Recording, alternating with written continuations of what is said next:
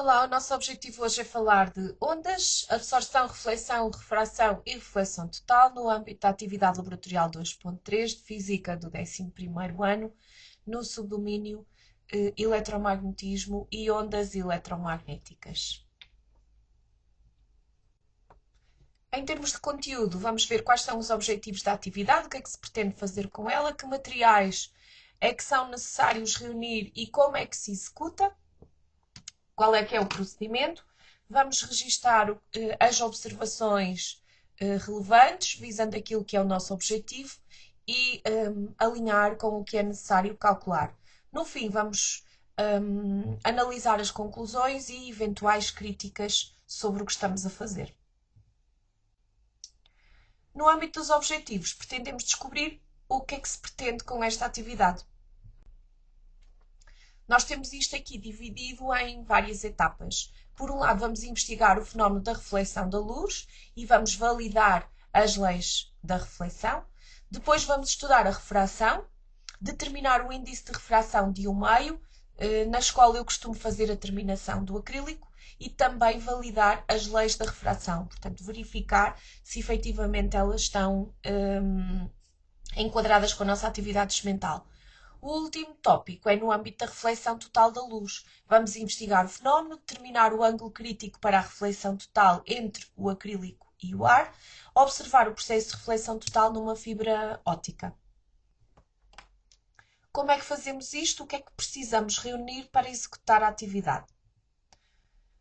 Vamos precisar de um transferidor para medir os ângulos, um alvo, um laser ou um feixe de luz, uma lâmina de faces paralelas, um semicilindro, um espelho plano, cartolina branca, fibra óptica, uma tina de vidro e água.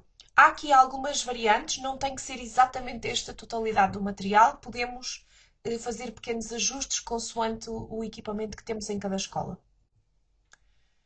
Na primeira parte do procedimento vamos estudar então a reflexão da luz. Como é que fazemos isso? Vamos usar um espelho plano e vamos fazer incidir sobre ele um feixe de luz e medir os ângulos de incidência e reflexão identificados. Convém fazermos 6 determinações para podermos fazer a validação da lei. O registro dos ângulos de incidência e de reflexão são registados numa tabela, como esta que aparece aqui ao lado, embora a minha representação só tenha 3 espaços. Depois de fazer a medição do ângulo, convém traçar o gráfico do ângulo de reflexão em função do ângulo de incidência para verificarmos o que é que acontece.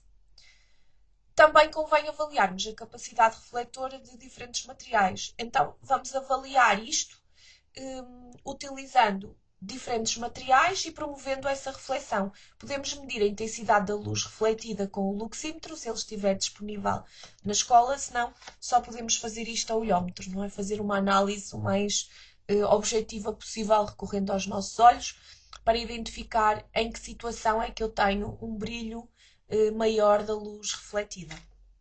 É isso que vamos registar na tabela que está aqui do lado esquerdo. A, B, C representam qual é que é o material, uma lâmina, um espelho, uma cartolina, o que for, e depois se a intensidade da luz é mais forte ou mais fraca. Já na segunda etapa da nossa atividade, vamos estudar a refração. Como é que vamos fazer isto? A primeira coisa que fazemos é avaliar a capacidade de refração de diferentes materiais.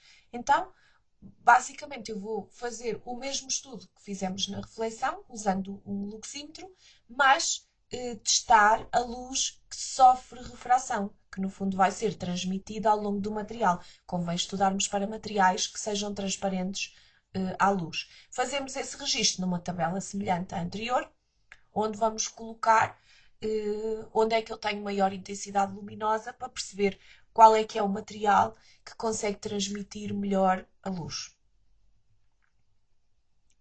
Depois vamos fazer o estudo da refração propriamente dita. Como é que fazemos isso? Recorrendo a um semicilindro de acrílico, vamos fazer incidir feixes de luz com diferentes ângulos de incidência e medir o ângulo refrato. Vamos fazer esse registro numa tabela, semelhante a esta que está aqui, convém fazer pelo menos um registro de 6 ângulos diferentes.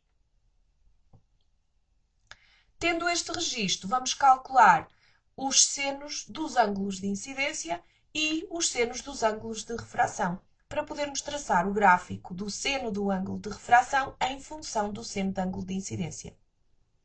Vamos, no fundo, obter um gráfico semelhante ao que está aqui. Vamos precisar depois da equação da reta, mas abordo este ponto mais à frente.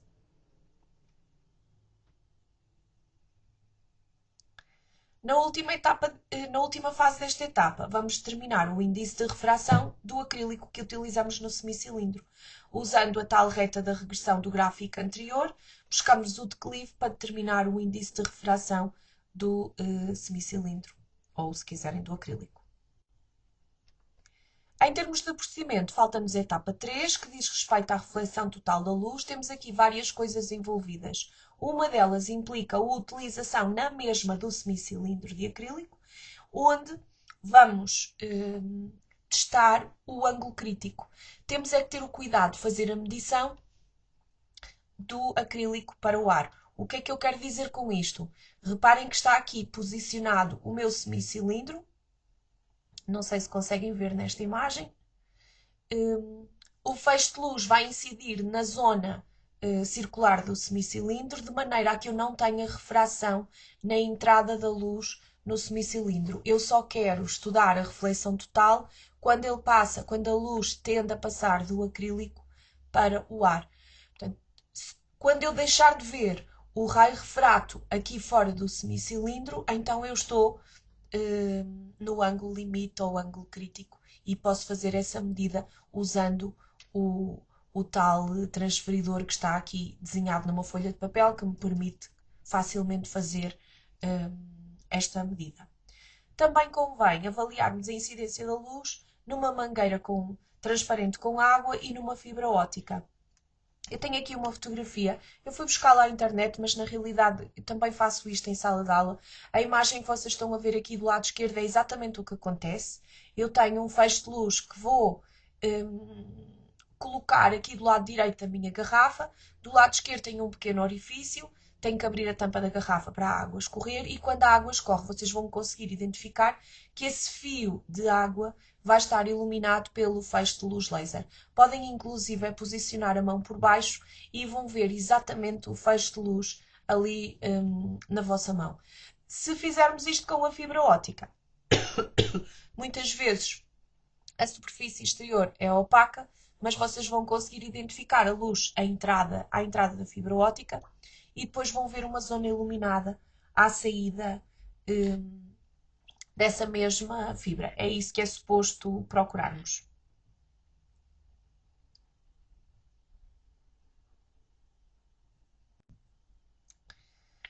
O que é relevante registar em termos de observações e de cálculos visando os nossos objetivos? Vamos voltar a ver isto numa perspectiva de etapas de atividade experimental. Vamos começar por ver a reflexão, depois a refração e depois a reflexão total.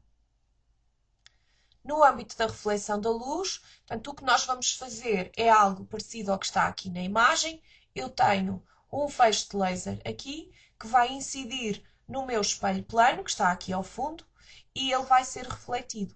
Tenho por baixo um transferidor. O transferidor pode estar desenhado numa folha de papel, isso vai nos facilitar o processo e eu vou conseguir ler o ângulo de incidência. Portanto, não se esqueçam que o ângulo de incidência é lido sempre em relação à normal. Ela aqui vai aparecer nos 90 graus e eu vou ler para a esquerda da minha imagem o ângulo de incidência, para a direita o ângulo de reflexão.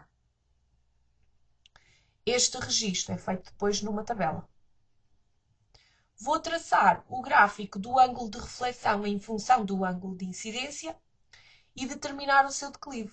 O que é suposto eu encontrar? Eu já tenho aqui um gráfico desenhado. Se o ângulo de incidência é igual ao ângulo de reflexão, o que vai acontecer é que eu vou encontrar um declive que há de ser 1. Portanto, vou obter uma equação da reta do tipo y igual a x. A ordenada na origem deve ser 0, mas às vezes, devido a alguns erros de caráter experimental, posso ter uma ordenada na origem ligeiramente diferente de 0. O declive aqui é uma medida do ângulo de reflexão a dividir pelo ângulo de incidência, que corresponde à tal unidade. Se eu pensar na refração da luz, temos aqui uma situação diferente. Há pouco eu estava a dizer que íamos usar o semicilindro. Reparem que ele aqui está na parte de baixo. Portanto, eu vou fazer incidir a luz na parte plana do meu semicilindro. Convém alinhá-lo com o transferidor que eu tiver. Aqui ele aparece desenhado na tal folha de papel, porque facilita-me a medição dos ângulos. E vou também medir este ângulo sempre em relação à normal.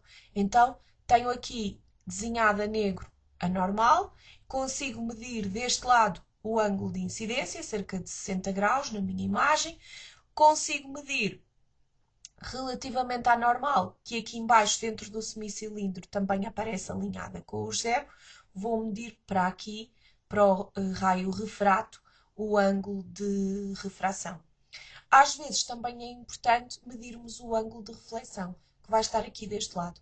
Ele há de ser igual ao ângulo de incidência.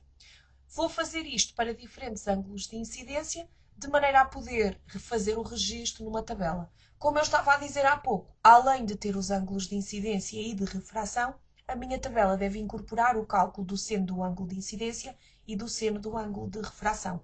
Já fiz isso aqui para um conjunto de valores. Podem usar diferentes ângulos de incidência do que estes que eu coloquei aqui na minha tabela. Com os dados, vou traçar o gráfico do seno do ângulo de refração em função do seno do ângulo de incidência e determinar o declive.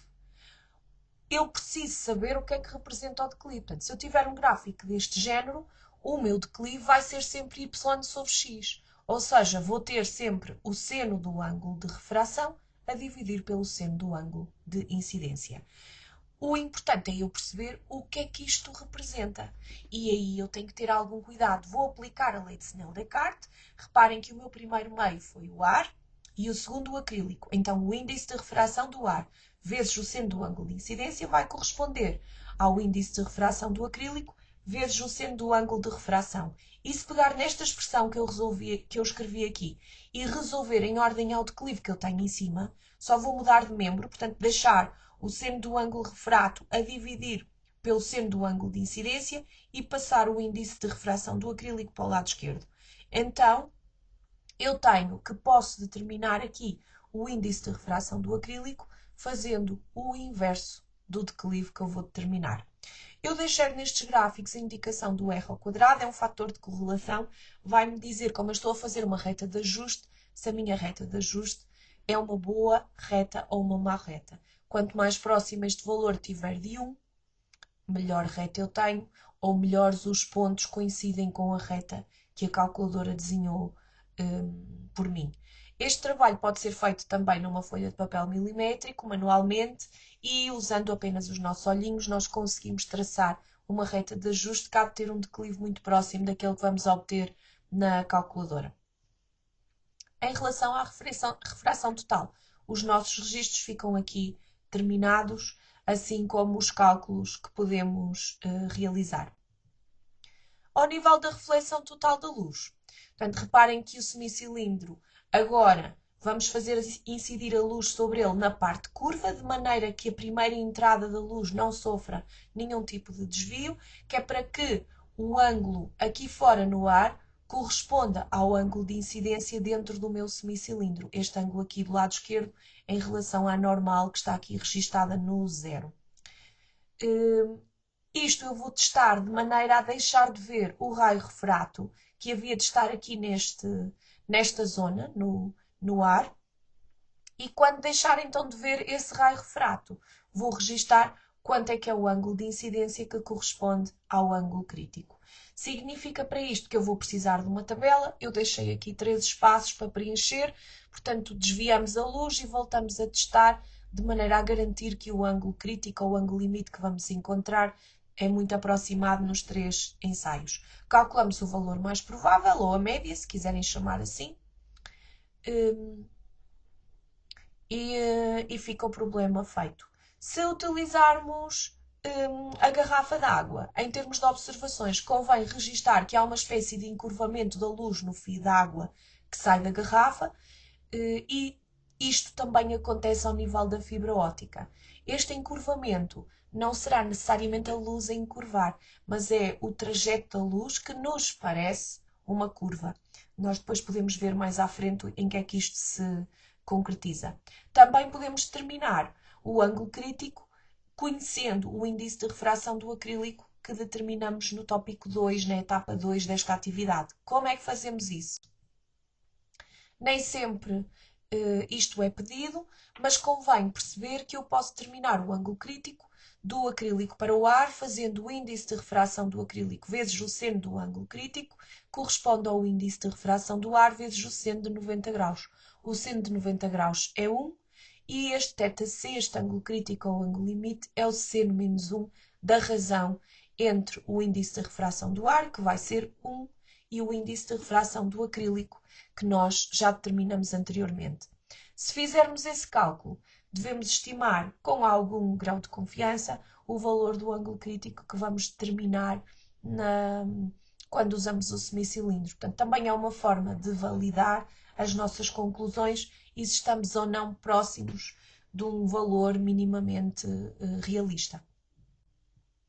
O que é que nós concluímos desta atividade e o que é que vamos criticar? Eu vou trabalhar este ponto da mesma forma que até aqui, em etapas. Vamos ver primeiro o que é que acontece para a reflexão da luz, depois para a refração e finalmente para a reflexão total. Ao nível da reflexão total, temos que identificar qual é o material com maior poder refletor. Normalmente é aquele que apresenta uma superfície metalizada ou polida. Pode ser um metal com uma superfície polida. No fundo, nós vamos escolher aquele, se usamos o luxímetro, que apresenta uma intensidade luminosa maior.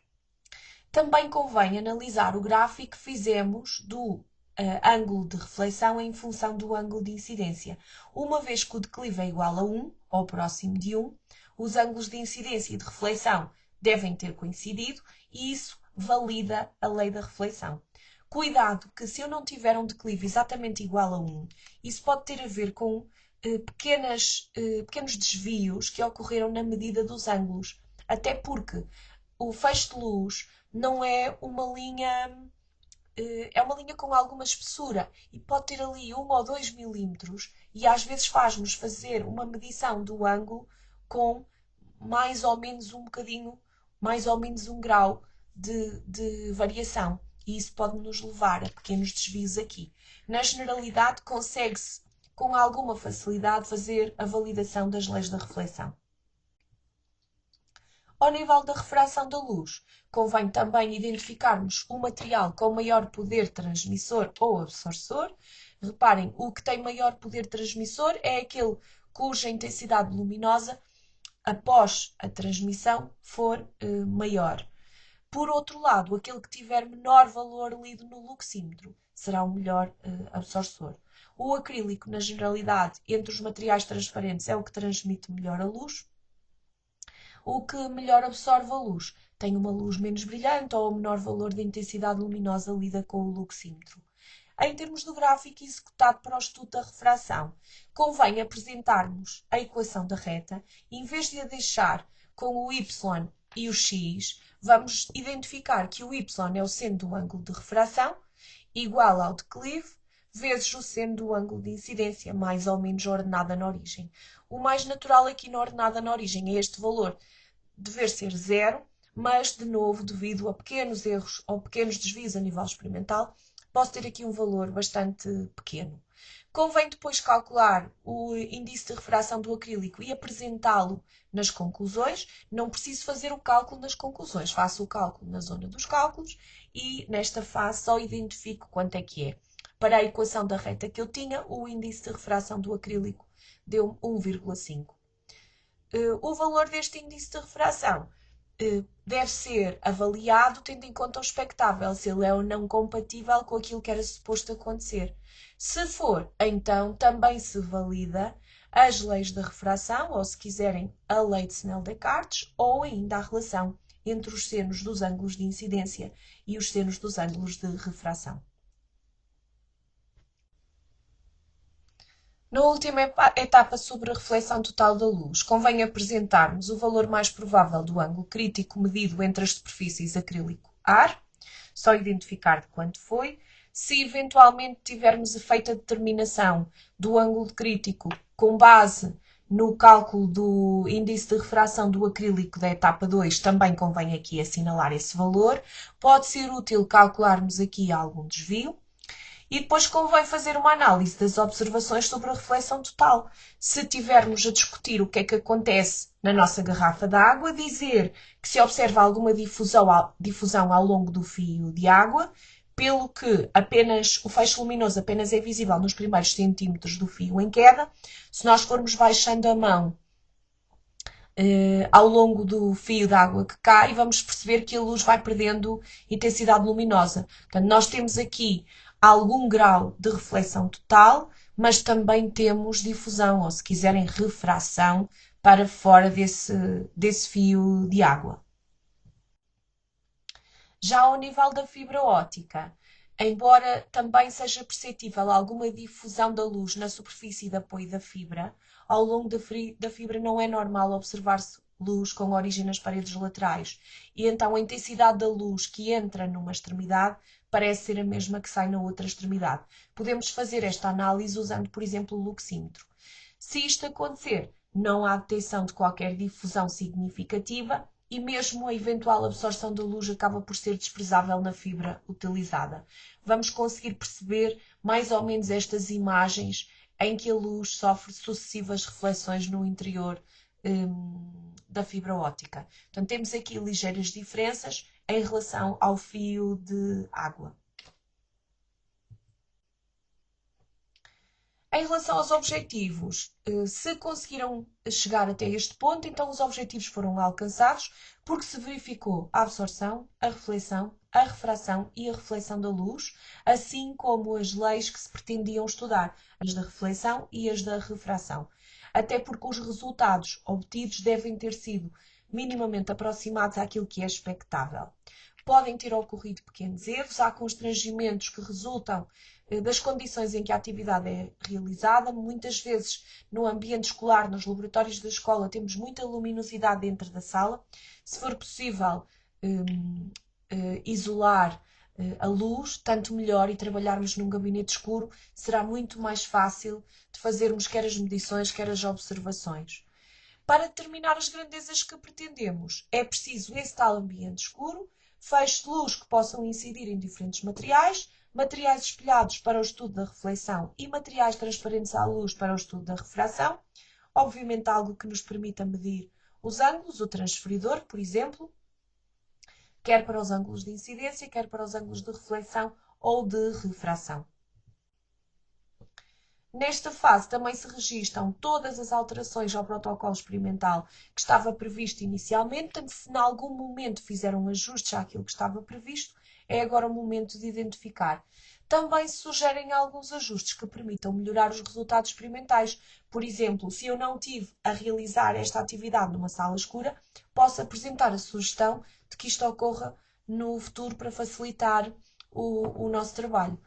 Também é neste momento que fazemos indicação sobre a nossa reflexão do desempenho do grupo de trabalho, se fizermos a atividade em grupo, identificando quem colaborou, se houve entreajuda, se criticamos todos o que estávamos a fazer, se houve capacidade de trabalho em equipa ou não. É este o momento para dar essa indicação. Neste momento, esta atividade é relativamente simples, tem aqui alguns cálculos, portanto, pode ser mais ou menos morosa, consoante aquilo que tenham que determinar. Espero ter ajudado a fazê-lo com alguma facilidade. Se tiverem questões, podem me enviar um e-mail ou então deixar-me uma mensagem aqui em baixo. Espero ter ajudado. Até ao próximo vídeo.